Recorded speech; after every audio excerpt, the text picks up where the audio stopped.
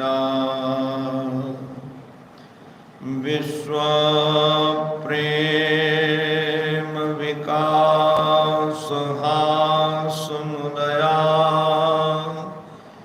त्रैलोक्य संपदया पूर्णानंद दया मदीय मनसे कांचे कणाम्यच्छतु। ओम नमः श्री परमहंसास्वादित चरण कमल चिन्मकरंदाय भक्त जनमानस निवासाय श्री रामचंद्राय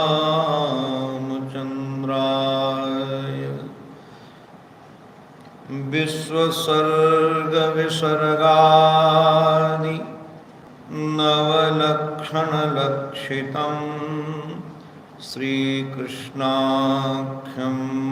परं धाम जगद्धाम नमामत। सद्गुरुं सद्गुणाधारं ध्यानगम्यं निरञ्जनम्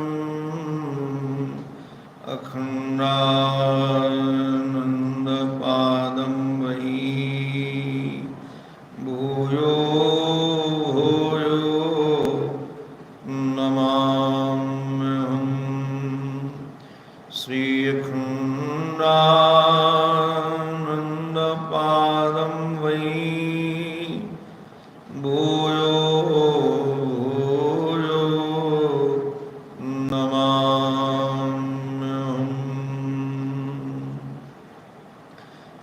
नमो महद्भ्यो ब्राह्मणेभ्यो नमो नमः। श्रीमद्भागवत महापुराण एकादश स्कंद मुक्ति स्कंद सप्तम अध्याय। इसमें से 3 संवादों के माध्यम से जो ज्ञान की, वैराग्य की, भक्ति की दिव्य धारा प्रवाहित हो रही है, उसमें से प्रथम संवाद है राजर्षि परीक्षित और विरक्त शिरोमणि श्री सुखदेव गुरुदेव का। राजर्षि परीक्षित को निमित्त बना करके सुखदेव भगवान हम सब के लिए संसार से वैराग्य कैसे हो और संसार से वैराग्य करने के लिए कौन कौन सी सावधानी की आवश्यकता है जिससे हमारा चित्त वैराग्य युक्त होकर के ज्ञान को ग्रहण कर सके, उसमें आवश्यकता किस बात की है, इस पर जोर दिया है। इसलिए उस प्रसंग को प्रस्तुत करते हुए सुखदेव जी महाराज ने उद्धव और श्री कृष्ण के संवाद को प्रस्तुत किया और उद्धव को समझाने के लिए श्री कृष्ण ने श्री यदु और भगवान दत्तात्रेय के संवाद के माध्यम से बात रख रहे हैं। निश्चित रूप से जीवन जीना ऐसा होना चाहिए कि लोगों को देखकर वैसा जीवन जीने का मन हो जाए। अब कोई महात्मा रोता रहे, हाय हाय हमारे पास ये वस्तु कम है, ये स्थान कम है, हमको अमुक सता रहा है, अमुक दुख दे रहा है, तो आप जरा विचार करो, उसको रोता हुआ देख करके कोई महात्मा बनना चाहेगा? कोई महात्मा नहीं बनना चाहेगा।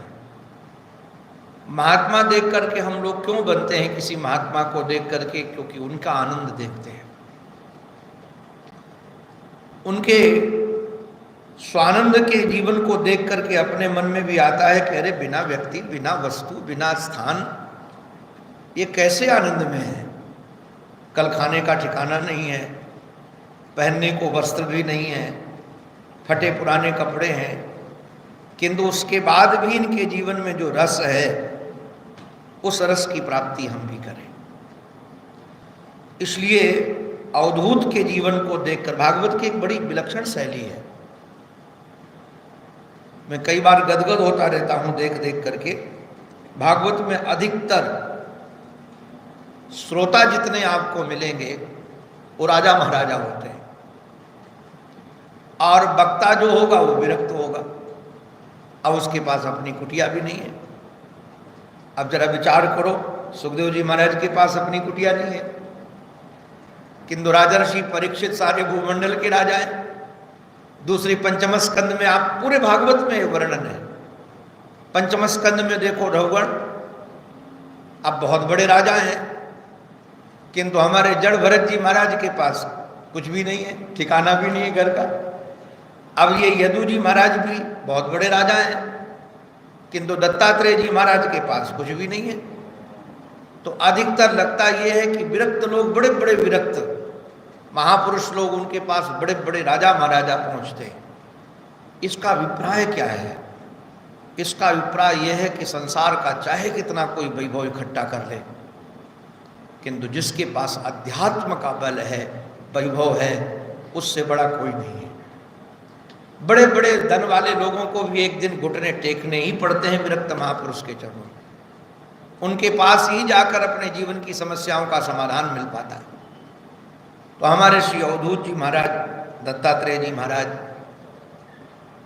आनंद में रहते हुए एक बात कह रहे हैं। ये महाराज स्थान को देखकर, व्यक्ति को देख करके एक बात रखी है, और ये सिद्धांत है। महापुरुष लोग अपने जीवन के रहस्य को किसी सिद्धांत के रूप में प्रस्तुत करते हैं, क्योंकि श्रुति प्रमाण होना चाहिए। श्रुति प्रमाण हो, स्मृति प्रमाण हो, अनुभूति प्रमाण हो, युक्ति प्रमाण हो। तो इन्होंने एक बड़ी प्रामाणिकता के साथ बात कही कि यदि यदु जी महाराज तुम सुखी रहना चाहते हो, दीन बुद्धि वाले नहीं बनना चाहते हो, तो एक सिद्धांत सुन लो। नाति स्नेह प्रसंगो वा कर्तव्य क्वापि केनचित्। राजन, एक कर्तव्य है, एक काम है। देखो, जब काम की बात कही जाती तो कोई भी काम करना हो उसमें थोड़ा पुरुषार्थ तो जरूरी है। अगर पुरुषार्थ नहीं करोगे, सामान्य रोटी बनाना भी हो तो उसमें भी आटा लगाने का, मारने का, तैयार करने का पुरुषार्थ तो चाहिए। तो जैसे कोई काम की बात कही जाए कि ये काम करना है, कर्तव्य है।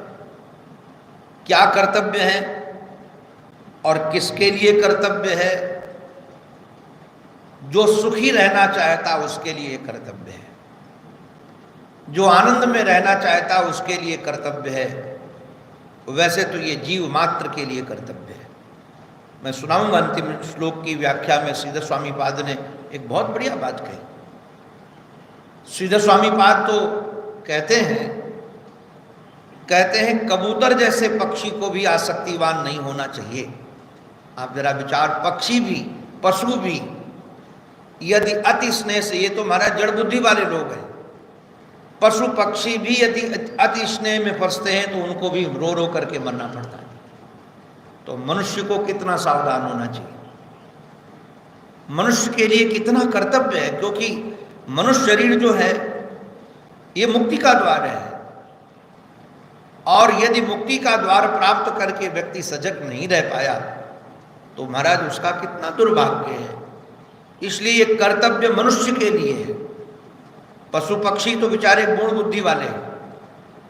इस मूढ़ बुद्धि वाले से भी ये शिक्षा ली जा सकती है कि दीन बुद्धि हम न बने। इसलिए करना क्या है? बोले नाति स्नेह। देखो, अति तो सब जगह निषिद्ध है, अति सर्वत्र वर्जते। अति जो होती ना, कहीं भी किसी भी क्रिया में अति नहीं। एक बात एक महापुरुष के मुख से सुनने को मिली, अच्छी बात लगी। उन्होंने कहा शरीर हमारा एक वीणा है, वीणा, और वीणा के तार को ज्यादा कस दोगे तो टूट जाएंगे, और तार टूट जाएंगे तो फिर कोई स्वर नहीं निकलेगा। और यदि तारों को तुमने ढीला छोड़ दिया तब भी कोई स्वर नहीं निकलेगा।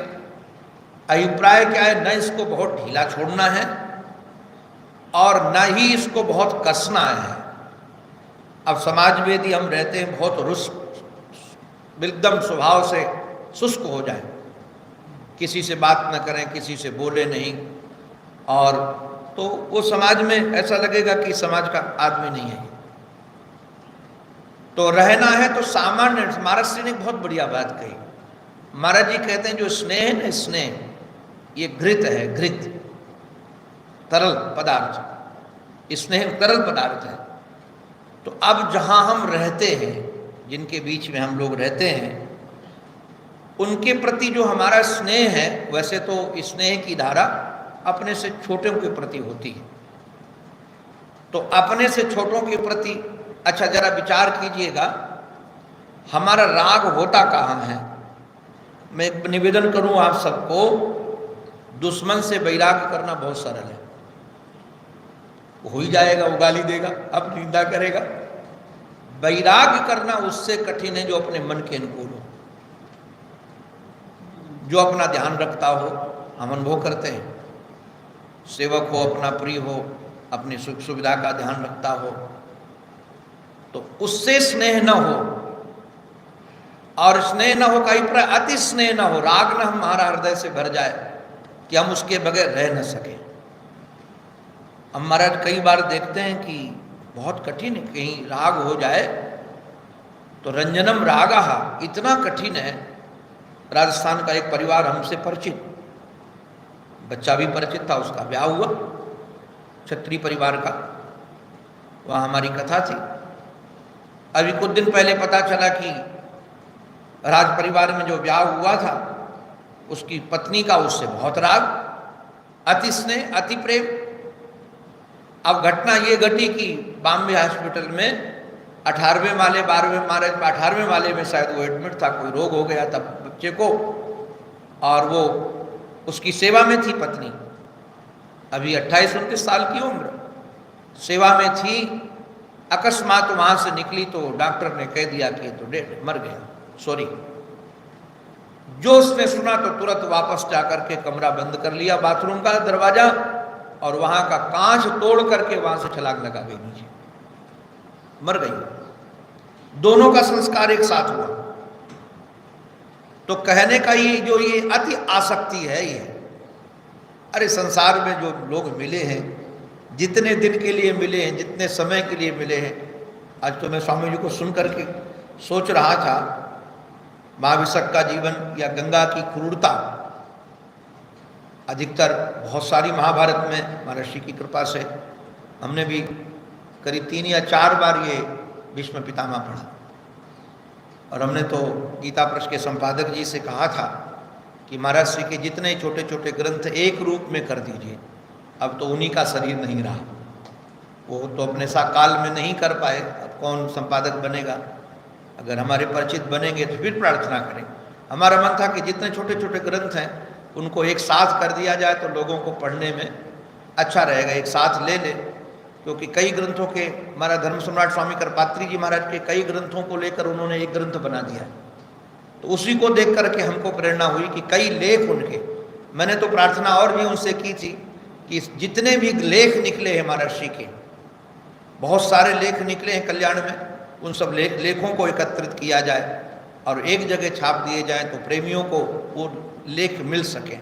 संयोग जैसे भी होगा महर्षि कृपा से, नहीं तो मैं ही करूँगा, कुछ दिन के बाद वो नहीं वहाँ से हो पाएगा। तो मेरे चित्त में बात थी, तो एक कई बार अवलोकन करने का अवसर मिला, और पूज्य मान जी महाराज की कृपा से महाभारत का भी पूरा एक बार अवलोकन करने का अवसर मिला। उन्होंने करुणा करके हमारे पास भेज दिया।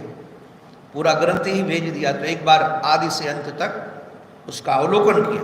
तो मैंने देखा है कि जो संतनु हैं महाराज, वो इतनी उपेक्षा करते, गंगा के ऊपर इतने कुपित हुए हैं, जब बच्चों को लास्ट वाले में क्या क्या कठोर वाक्य नहीं कहे गंगा को, ऐसे ऐसे कठोर वाक्य कहे कि हृदय का तो हृदय द्रिप महाराज फट जाएगा। तो मैं आज भी चिंतन कर रहा था, वो सब बातें चित्त में जब सुनते हैं ना तो घटनाएं वो याद आने लगती। तो घटनाएं जब याद आ रही थी तो मुझे लगा कि अरे हम लोग पीछे पर्दे के पीछे नहीं देखते, तभी किसी को दोष देते। अगर पर्दे के पीछे का रहस्य पता हो तो निश्चित रूप से किसी के प्रति द्वेष से हमारा चित्त भरेगा ही नहीं। पर्दे का पीछे का यदि ज्ञान हो और पर्दे का पीछे महापुरुषों से ही ज्ञान होगा, तो संसार में यदि कठोर व्यवहार यदि हमारे साथ कोई कर रहा है, उसके पीछे हेतु क्या है। आपको बताया, हमने कई बार यात्राओं में फिल्में देखी, पुरानी फिल्में। अब लड़की को यदि पता चल जाए कि लड़के को हमारे घर वाले मार डालेंगे प्रेमी को, तो प्रेम तो करती, किंतु ऐसा व्यापार दिखाती, गाली देती कि उससे प्रेम ही नहीं करती।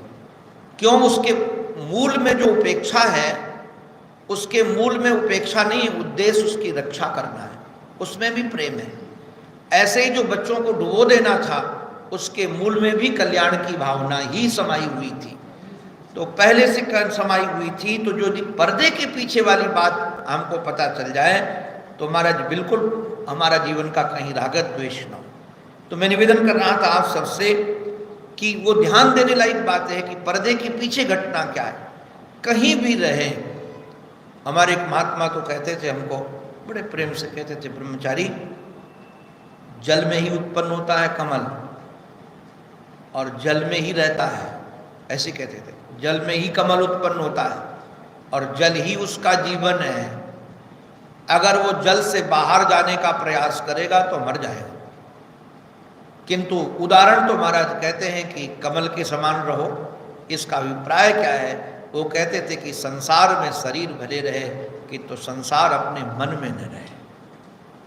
आप भले किसी के साथ रहें, क्योंकि प्रारब्ध हम देखते हैं, बहुत प्रयास करते हैं कि इसके साथ नहीं रहना है, किंतु प्रारब्ध इतना प्रबल है कि उसी के साथ रहना पड़ता है।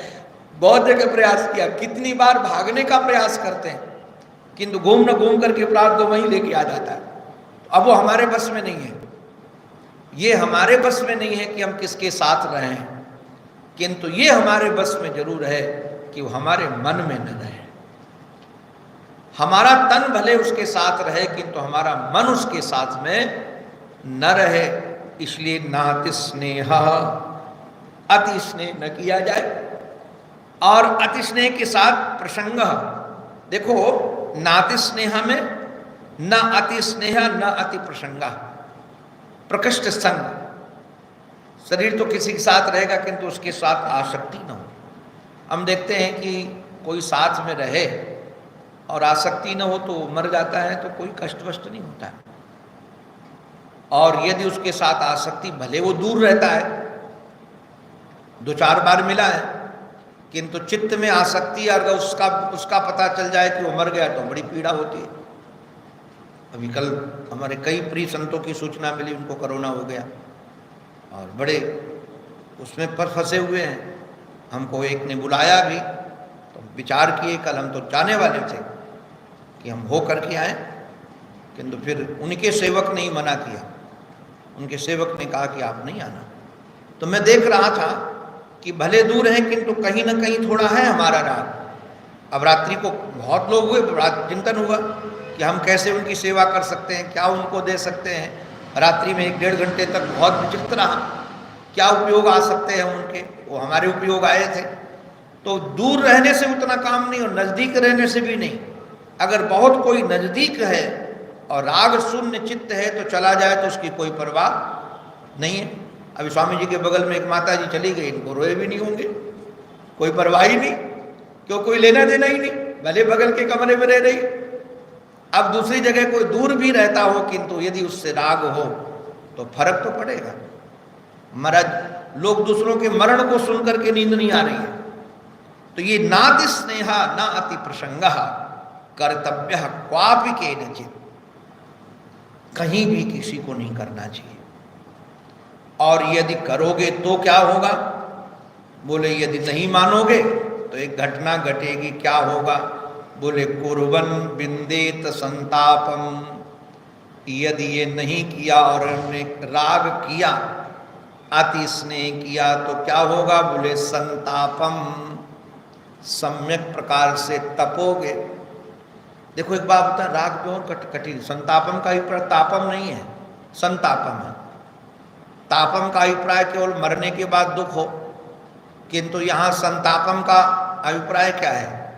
जो आपको बताएं, दुश्मन या राग शून्य व्यक्ति, मेरी अनुभूति है, आपको गाली दे फर्क नहीं पड़ता है, हमारी निंदा करे फर्क नहीं पड़ता है, किंतु जिससे राग हो और वो हमारे बारे में कुछ कहे तो लगता है अरे इसके साथ हमने इतना समय बिताया और इसके लिए हमने क्या क्या नहीं किया और ये हमको ऐसा कहता है। आप जरा ध्यान दीजिएगा। इसलिए संतापम, साथ रहते रहते भी ताप होता है। कल एक महात्मा ने हमको बताया, हम बहुत देर तक हंसे। बोले कि एक महात्मा के यहाँ रुके थे कोरोना काल में और महाराज गौशाला में गुरु चेला का झगड़ा हो गया। अब गुरु चेला का झगड़ा हुआ तो इतना झगड़ा हुआ गुरु चेले का कि गुरु भी गाली दे, चेला भी गाली देखो। तो बोले हम तो रात्रि में 12 बजे ही भाग आए। तो हम विचार करने लगे, क्योंकि अपनी खोपड़ी में संताप चल रहा है। हमने कहा राग होने के बाद साथ में रहते भी ताप होगा। अब मन के विपरीत यदि काम करेगा वो, तो साथ रहते हुए भी ताप होगा। बोले कैसे? बोले कपोत इव दीन धी, ये कपोत इव दीन धी, कबूतर के समान। मानो पूछ दिया होगा हमारे यदु जी ने, ये कबूतर है कौन? एक बात बताएं, ये कबूतर कोई और नहीं है, संसारी लोग ही कबूतर है। ये गृहस्थी लोग अथवा कोई जो संसार में फंसे हुए लोग हैं, भले बाबा जी हो हमारे जैसे, किंतु यदि बुद्धि उनकी संसार में फंसी है तो ये कबूतर जैसे ही हैं। कपोत इव दीन धी, महाराज कबूतर जैसे क्यों? इसलिए कबूतर की कहानी सुना दी। अब कबूतर की कहानी बड़ी लंबी है।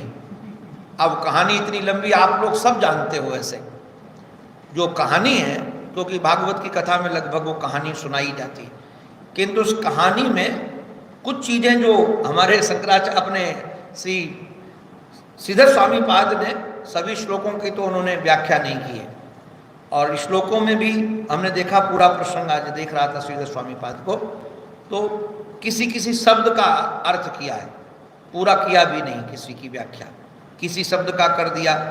तो इसमें जो कहानी है, वो कहानी में कुछ बातें ऐसी हैं कि कोई कबूतर किसी जंगल में रहता था, एक वृक्ष में उसने अपनी महाराज घर बनाया, नीड बनाई, घोंसला बनाया। उसमें कैसे रहता था?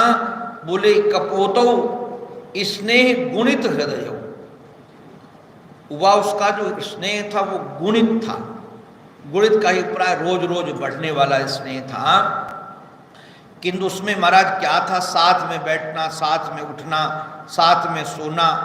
और महाराज यहाँ तो वर्णन दृष्टि ही, दृष्टम अंगम अंगेन, महाराज अंग से अंग मिला करके, दृष्टि से दृष्टि मिला करके, दृष्टि से दृष्टि का मिला करके, जो वो कह दे सो वो कह दे। बोले जो महर्षि हमारे सुनाते हैं, थारी राय सो मारी राय। बोले जो तुमने सोचा वो हमने सोचा, अलग दृष्टि नहीं, अलग विचार नहीं, अलग कोई चिंतन नहीं, दोनों का एक ही बुद्धि बुद्धिया बबंधतु, बुद्धि से बुद्धि बंधी हुई थी। महाराज मिथुनी भूय, ये मिथुनी भूय दोनों साथ साथ रहते थे। और वृषभधौ, इसका अर्थ श्रीधर स्वामी पाद ने किया। दोनों का आपस में विश्वास बहुत था, संशय नहीं था कहीं एक दूसरे के प्रति, क्योंकि संशय जहां होता है वहां फिर शांति नहीं रहती। इन दोनों को एक दूसरे पर बहुत विश्वास। अब इससे बढ़िया गृहस्थी क्या हो सकती है जी? इससे बढ़िया कोई गृहस्थ क्या जी सकता है? वो भी रो रहे हैं, गृहस्थी लोग जो दुहाई देते ना महाराज, वो रो रहे हैं। ये इसमें सुना करके साथ साथ रहते थे, किंतु बाद में वो कपकुती गर्भवती हुई, जैसे संसारियों का होता है। और धीरे धीरे महाराज गर्भ बढ़ा, अंडान सुस्वे नीड़े, उससे महाराज एक बालक उत्पन्न हुआ। और वह कैसे उत्पन्न हुआ? तेषु काले विजायत, काल में बालक उत्पन्न हुआ। किंतु ये भगवान की ऐसी माया थी महाराज, आपको क्या कहें। कोमल कोमल अंग निकले, जैसे होता है छोटे छोटे बच्चे होते हैं, उनको बस गृहस्थी लोग महाराज चूमते चाटते रहते हैं। और हमारे यहाँ तो महाराज एक बात बड़ी विलक्षण कहते थे, वो छोटा बच्चा होता है तो महाराज उसको राग गृहस्थी लोग ऐसे राग हो जाते, खिलाते रहते, नंग धड़ंगा हो ना, तो कई बार वो मुख में ही लवशंका कर देता है जी, ऐसे उछाल रहे हैं तो वो बालक मुख में ही कर देता है। तो उनको बुरा नहीं लगता है कि हमारे मुख में मूत दिया इसने। कहते पूत को मूत कपूर, महाराज प्रयाग को पानी, वो कहते ये तो प्रयाग का पानी है जी, ऐसे राग में रंजित, ये राग है जी गृहस्थियों का। ऐसे बच्चे कच्चों में, अच्छा है कोई नहीं है, एक ही है ये गृहस्थी बैठा हुआ, और ये भावी पता नहीं बनेगा कि नहीं बनेगा, नहीं तो महाराज ये ऐसी गृहस्थी है, आपको क्या कहें। ऐसे राग में फंसे, कोमल कोमल अंग सो करके चूम करके ऐसे राग में फंस गए, कुछ पूछो नहीं। बस अब वही जीवन हो गया, बच्चे ही जीवन, उठ करके दाना लाना, दाना खिलाना। और बाद में महाराज जैसे बच्चे छोटे छोटे बड़े होने लगे, तब तक एक बहेलिया ने जाल बिछाया, और बच्चों को दाने की पहचान थी, जाल की पहचान नहीं थी। दोनों बच्चे जाकर के महाराज उसमें फंस गए। बाद में कबूतरी भी जाकर के फंस गई, और उसमें फंस गई। ये आया तो बहुत रोया देख करके, बाद में ये भी जाकर के फंस गया। अब तो यमराज रूपी ये बहेलिया तो बड़ा प्रसन्न हुआ, और अब बहुत रोता है ये जी। कबूतर जो दीन बुद्धि वाला है, आपको बताएं उसका रोना गृहस्थियों को पढ़ना चाहिए। गिरधर तू तो जरूर पढ़ना, पढ़ेगा तो कम से कम बुद्धि खुलेगी। मैं तो सच कहता हूं कि इस बार पढ़ना चाहिए कि कैसे कैसे दीन बुद्धि होती है। सोहम शून्य गृहे दीनो मृतदारो मृत प्रजाहा, अब मैं सूने घर में कैसे जीऊंगा, मेरी पत्नी भी मर गई, बच्चे भी मर गए, अब मैं जीऊंगा तो कैसे जीऊंगा। ये करके चिंतन कर करके महाराज दुखित हो रहा है कि तुम तो देखो तो सही, पुष्टन कुटुंब कृपणा सानुबंधो अवशीदति, ये जो राग कर दिया अति स्नेह, उसका परिणाम है। अब ये श्लोक में सार जो बोल रहे हैं हमारे ऋषि अवधूत जी महाराज, यह प्राप्य मानुषम लोकम, ये इस चरित्र का पूरा सार है इसमें। ये मनुष्य शरीर प्राप्त करके कैसा है मनुष्य शरीर, बोले मुक्ति द्वार अपावृतम, ये मुक्ति का दरवाजा है जी।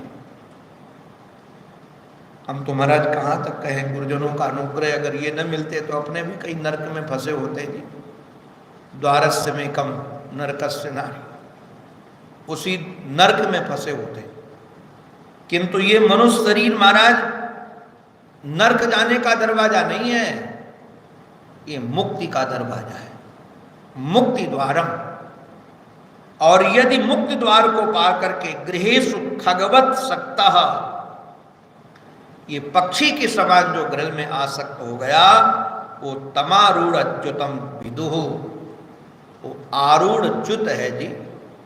आरूढ़ च्युत, ये सचमुच में ऊपर चढ़ करके गिर जाना, मनुष्य शरीर मिल जाना, उसके बाद कहीं दूसरी जगह राग हो जाना है तो आरूढ़ च्युत है। महाराज आरूढ़ पतित है जी, आरूढ़ पतित, ये ऐसा पतित। इसलिए मनुष्य शरीर प्राप्त करके इसमें तमारूढ़ च्युत विदुमी और मुक्ति द्वार में हमारे श्रीधर स्वामी जी महाराज ने बात रखी, और महाराज श्री ने भी बात रखी है।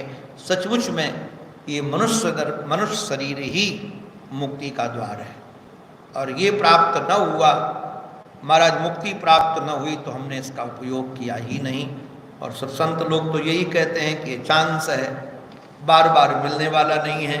तो महाराज श्री के श्री चरणों में बारंबार प्रार्थना है, ये दरवाज़ा जिसके लिए मिला है उसका ही प्रयोग हो, इस दरवाजे के माध्यम से, उनकी ही कृपा से ये संभव है।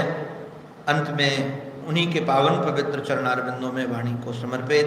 बोलो भक्त वत्सल भगवान की जय, सद्गुरुदेव भगवान की जय, श्री वृंदावन बिहारी लाल की जय। जय जय श्री राधे, जय जय श्री राधे।